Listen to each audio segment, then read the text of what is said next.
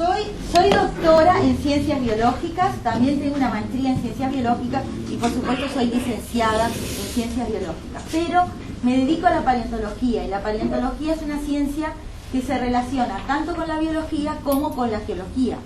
Entonces, tengo por ejemplo participación en los programas de posgrado tanto de biología como de geociencias, de Facultad de Ciencias. Esas son más o menos mis credenciales, y es por eso entonces que puedo manejar tanto aspectos que tienen que ver con la vida como con, por ejemplo, las rocas en las cuales esa vida ha sido documentada, ¿no?, a través del tiempo.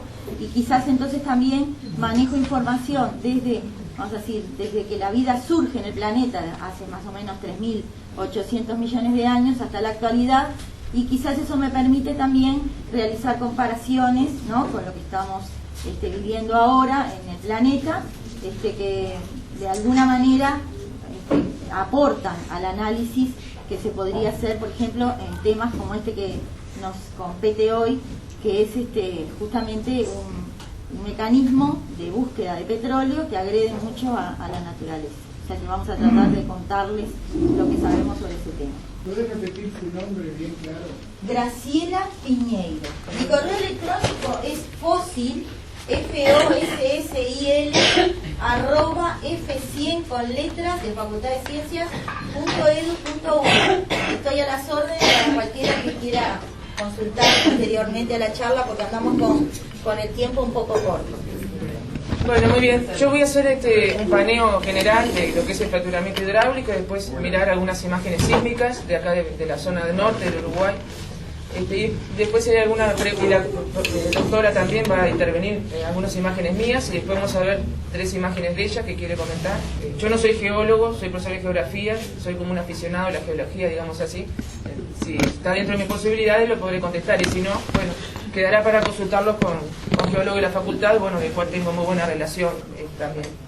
El petróleo en general le llamamos, dentro de lo que es la industria hidrocarburífera del petróleo, tenemos los pozos convencionales o tradicionales, que son verticales, digamos así, pero últimamente en Estados Unidos se está buscando otra manera de sacar el petróleo y el gas, buscándolo mucho más profundo, en rocas, digamos, que están prácticamente a 5 kilómetros de profundidad, 7 o hasta 10 kilómetros. Aquí ustedes pueden ver algunos de esos nuevos petróleos y nuevos gases que se están extrayendo, ¿no? El heavy oils, el tar sand, gas shallow oils, cobalt metane, que son el gas de carbón. Todo esto se hace realizando fracturamiento de la roca madre, que es donde surge el petróleo. La roca madre está muy profunda, y es ahí donde se está buscando el nuevo petróleo y el nuevo gas.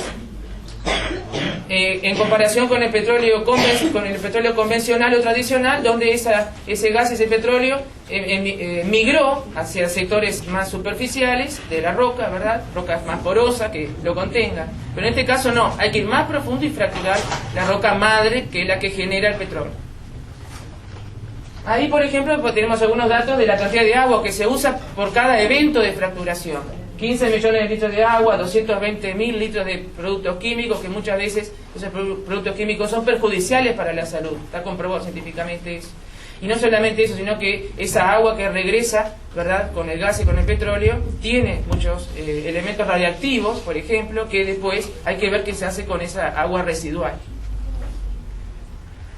Ahí está lo que están explicando. Ustedes vean con el color rojo, ahí estamos viendo, digamos, una formación rocosa porosa que contiene el petróleo convencional, pero en violeta ustedes pueden observar que tenemos ahí una roca generadora, que es la roca, de alguna manera, donde se quiere extraer este nuevo petróleo. Bueno, acá vamos a observar yo siempre tengo 600 adolescentes por semana, porque soy profesora allá en Pando, entonces, bueno, puedo levantar más la voz.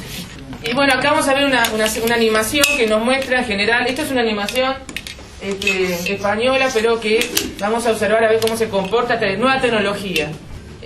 Ahí ustedes observarán un acuífero, ¿no? Es decir, vamos a ir bajando en la cuenca y ahí se observa un acuífero en este color distinto, pero en realidad acá lo que nos importa son los acuíferos más profundos, como el acuífero Guaraní, ¿sí?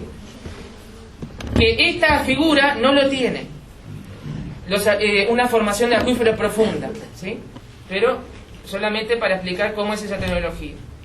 Se va a la roca madre, se hace un fracturamiento de 700, casi 800 kilos por centímetro cuadrado. Para eso se necesitan muchos camiones compresores que fracturen y que lleguen a esa presión, ¿verdad?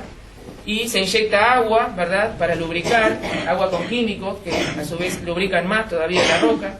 Vieron que se generaron fracturas artificiales, ¿verdad? Pero en esta imagen no lo muestra, pero una cuenca sedimentaria puede tener fracturas naturales, ¿verdad? Y estas fracturas artificiales pueden conectarse con fracturas naturales y por una cuestión de diferente densidad, el gas, el petróleo, comienza a buscar por la formación, por esa fractura, que son rocas más débiles, comienza a migrar hacia arriba y por lo tanto a conectarse con acuíferos profundos, obviamente, y en el caso de Estados Unidos, acuíferos más superficiales, que están más cerca del suelo.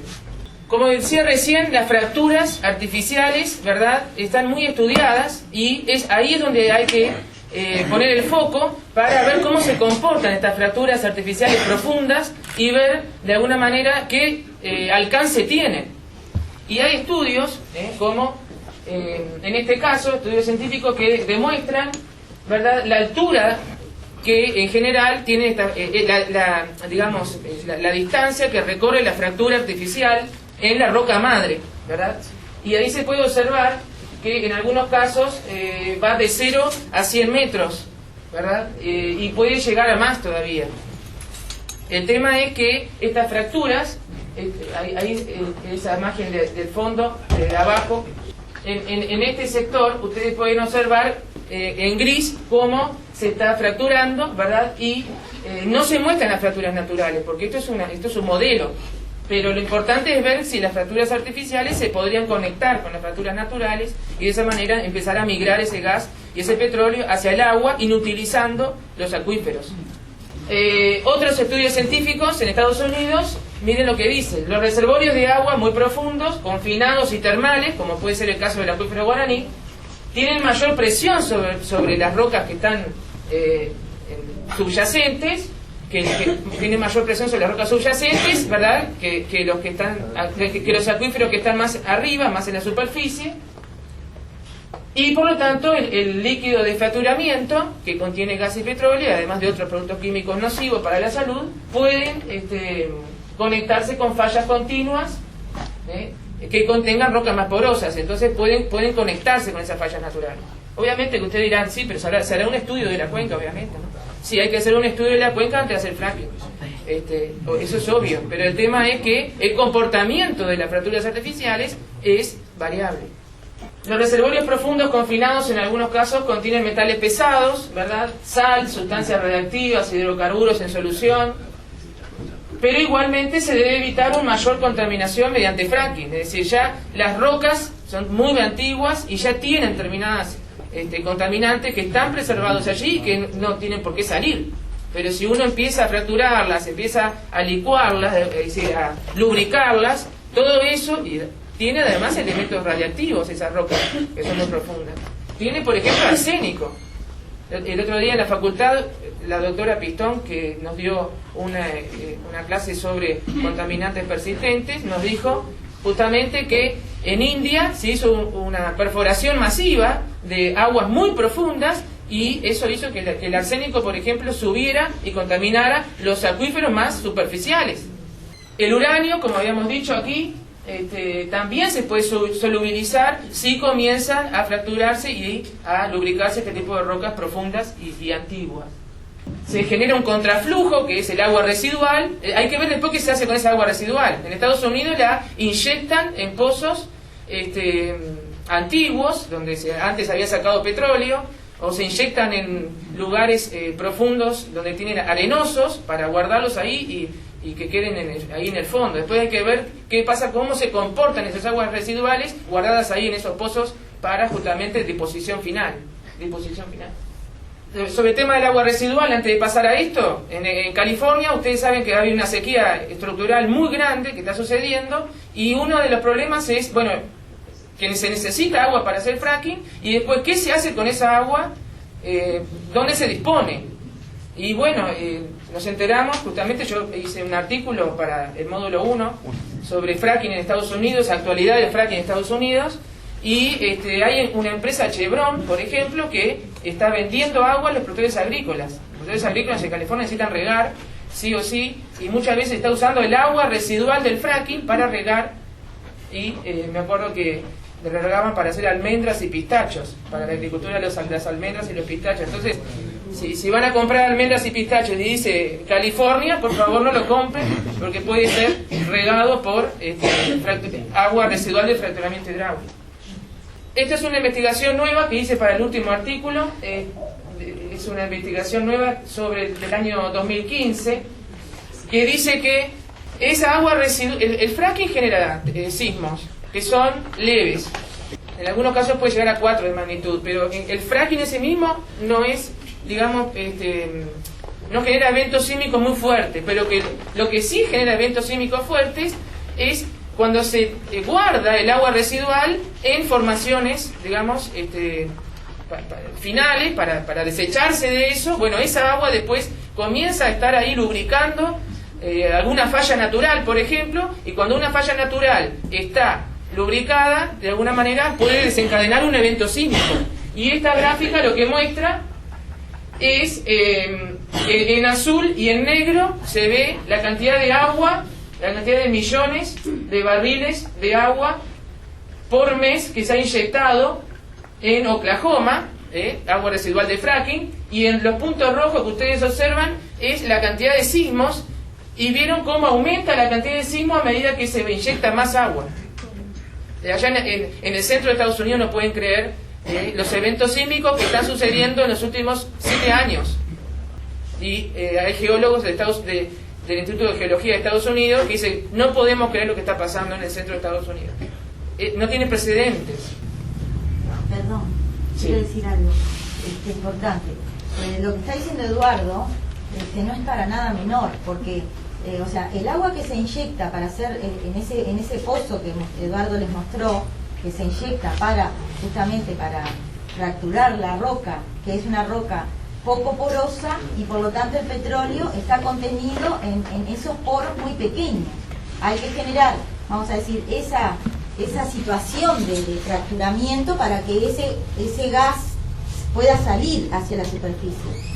Del agua que ellos ponen, que son millones de litros que se gastan de agua, que están, vamos a decir, asociadas a esos 30 químicos, que inclusive muchos de ellos no tenemos conocimiento de qué químicos son, muy poco porcentaje sale a la superficie y es redepositada, como Eduardo les está explicando. Pero tampoco saben los científicos qué pasa con el agua que queda en la superficie, que no se puede volver a extraer. En la profundidad. En la profundidad, ¿entienden? No sabe cómo se está comportando esa agua.